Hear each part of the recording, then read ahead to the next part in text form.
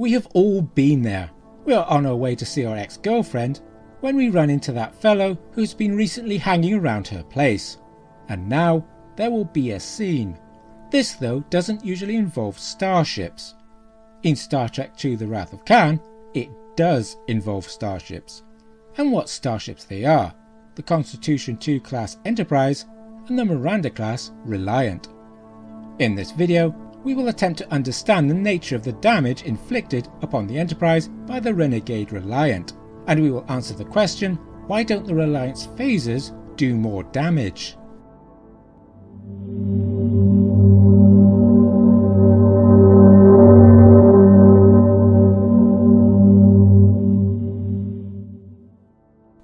There are two engagements, the initial surprise attack and the Battle of the Mutara Nebula. It is an historical convention of the Royal Navy to call single ship encounters actions rather than battles, and this may well be the case in other navies, but for the sake of clarity we will continue to use the name we're used to. It should be noted that in this video I will take as my sources only what can be seen and heard in the film itself, rather than anything in subsequent sources. Here I'm judging and theorising about an individual film.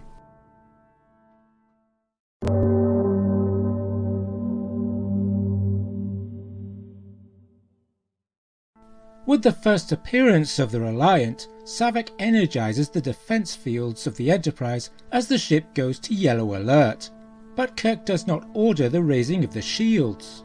Subsequently, the Enterprise takes much of the destructive force of the Reliant's phasers without her shields up. How effective are the defence fields?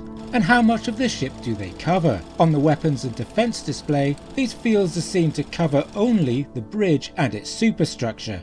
They clearly cover vital areas, so why not engineering? The Reliant raises her shields and fires. The phaser fire is very deliberate and disciplined, targeting main engineering. Clearly, Khan has been studying the plans of the refit Enterprise. There are explosions, gas, and the emergency blast door comes down.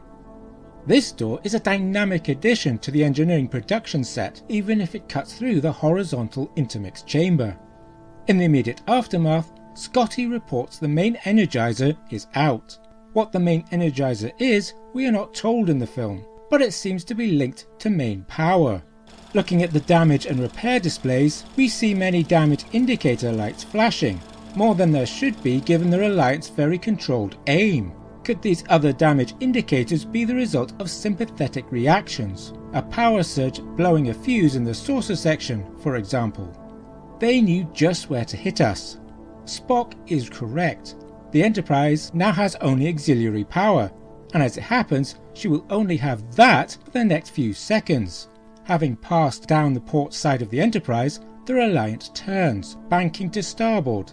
As she does so, she fires a photon torpedo, her first in the engagement. We do not see the torpedo's impact in any exterior shots. Instead, parts of the bridge explode. The torpedo could not have hit the bridge. Khan wants to confront Kirk, to lord it over him. His ego demands it. He would not be able to do so if a direct hit on the bridge killed Kirk, and if Kirk is anywhere aboard the Enterprise, then it would be the bridge. So the torpedo must impact somewhere else. The bridge explosions must be further sympathetic reactions to damage elsewhere. Here, during the Battle of the Mutara Nebula, we can see damage on the underside of the saucer, aft port quarter. This has to be from the photon torpedo strike. As the Reliant comes about to again confront the Enterprise, Scotty reports from engineering. I can have auxiliary power in a few minutes.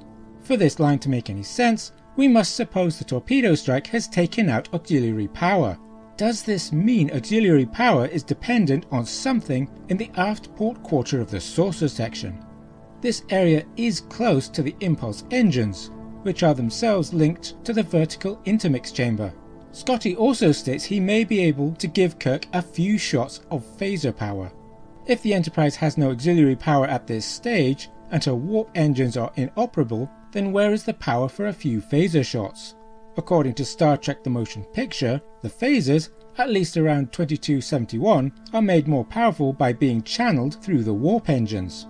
Indeed, it is the reason Kirk has to settle for a torpedo instead of phasers whilst trapped in a warp-induced wormhole with a rather inconvenient asteroid. It seems the writers forgot, but let's be generous and assume the phasers are no longer channeled through the warp engines.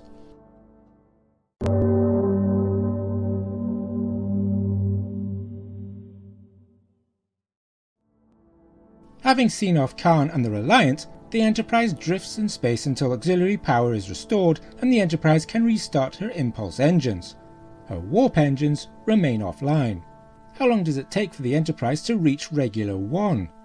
At impulse, her speed is sub-light, somewhere around half the speed of light at full impulse, or 1/4 the speed of light, depending on what page of the original edition of the Star Trek Encyclopedia one is reading.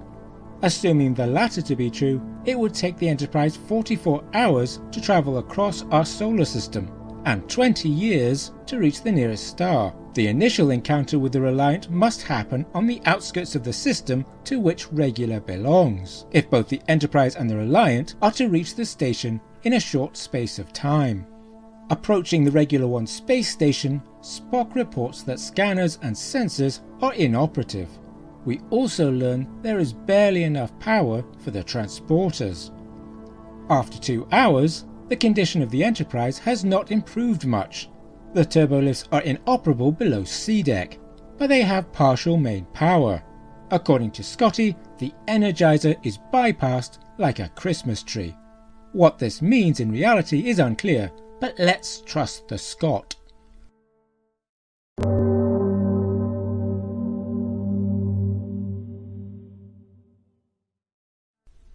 The Reliant chases the Enterprise into the Mutara Nebula.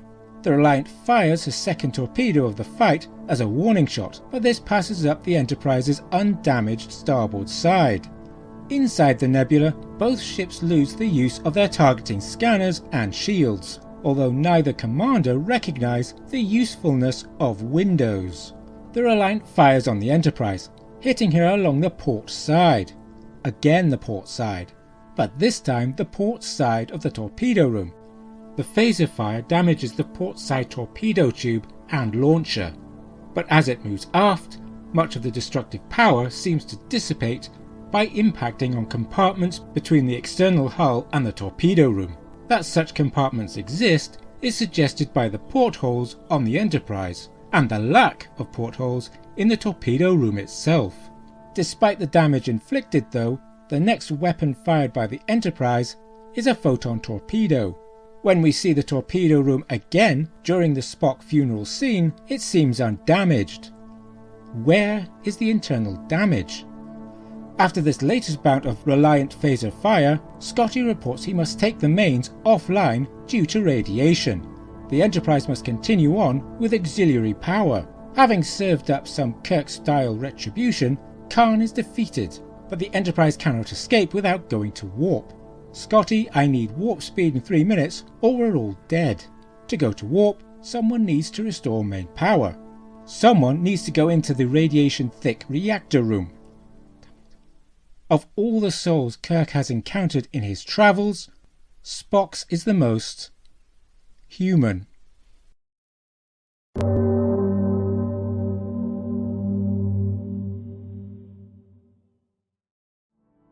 All the damage inflicted on the Enterprise is limited to the port side and to certain areas: main engineering, the torpedo room, and the aft port quarter of the saucer section. Main power is taken offline, and with it the warp engines. Auxiliary power is lost with a saucer strike, but brought back online. The damage affects the turbolifts below sea deck, and to a lesser extent the transporters. Much of the horizontal intermix chamber is cut off and the compartment filled with presumably toxic gases. The radiation leak that affects main engineering must come from having main power back online, as it does not become a problem until the Enterprise is inside the Mutara Nebula, with partial main power restored. The source of this radiation is presumably the reactor room, which, given its location, must have been damaged in the Reliant's initial phaser barrage. Although the Enterprise manages to escape using a short burst of warp speed and subsequently manages to return to space dock, the damage must be extensive enough to warrant decommissioning, even though through Scotty's miracle working, Kirk is later able to take the Enterprise back to Genesis with only a handful of officers. Alas, Scotty wasn't expecting to take her into combat.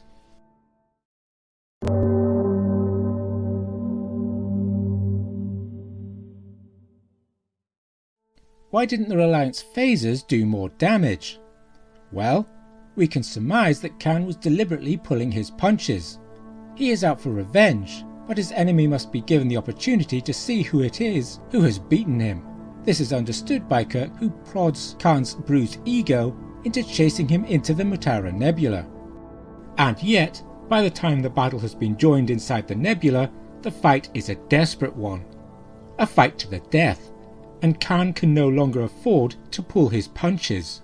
But the phaser fire on the torpedo room is at point blank range against a starship running with her shields down.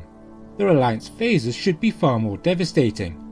Perhaps Kirk's explosive reply during the initial encounter did more damage to the Reliant's weapons than the City Alpha 5 survivors, with their limited knowledge of Starfleet vessels, can repair.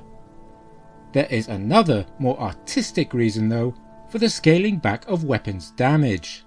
Notice the camera angles during the engineering scenes, all suggesting the Enterprise is listing to port, like a wounded warship in battle on the open ocean. This is very much in keeping with the strong nautical motif we see throughout the Wrath of Khan, which is expressed not dissimilarly to cannon fire in the phaser and torpedo fire, hence the apparent lack of power in the use of weapons. This is the real reason why the Reliant's weapons do far less damage than they really ought. It is in keeping with the nautical motif. This is Hornblower in space, complete with bosun's whistle. These are not starships fighting amongst the stars, but ships of the line firing broadsides at each other across a briny ocean. Certainly, that's my interpretation. To the last, I will grapple with thee. From hell's heart I stab at thee. For hate's sake, I spit my last breath at thee.